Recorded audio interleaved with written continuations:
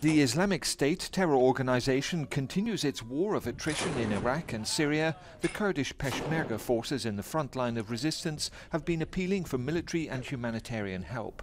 Visiting the European Parliament, the head of the Iraqi Kurds National Security Council, Masrour Barzani, warned of the growing strength of IS. It possesses advanced weapons and it's fighting on several fronts. And thousands of foreign fighters from across the world, including many from European countries, are flocking to the Middle East to join ISIS. He said IS is generating millions of dollars a day from black market oil and food sales and huge donations. On the one hand, we are being told we are fighting on behalf of a free world, while on the other, the free world appears unprepared and unwilling to provide us with the equipment we need to defeat ISIS. Now is the time for the European Union to exercise its leadership role and increase its engagement with us. MEPs showed solid support for the Peshmerga, defending Iraq and its minorities. Do you think that Gulf countries like Qatar have now totally cut off all jihadi terrorist funding? It is important to stop wiring this money into some of the accounts that are supporting ISIS.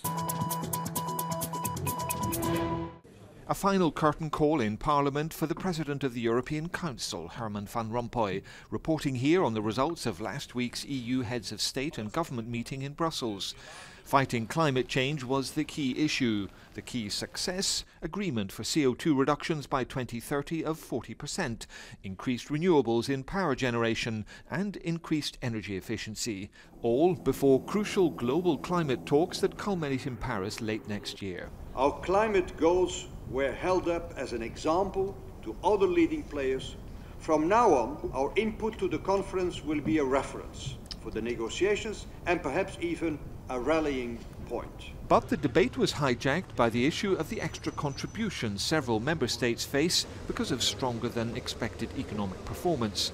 Britain is being forced to pay the most, more than €2 billion. The British Prime Minister David Cameron, like many British MEPs here, reacted furiously, but he had some sympathy. For once I'm quite in accordance with Mr. Cameron. That's once, so normally it never happens, but because the system of that we have in Europe is unsustainable. We need a new system, a system based on resources. Mr. Van Rompuy is succeeded by the former Polish Prime Minister Donald Tusk.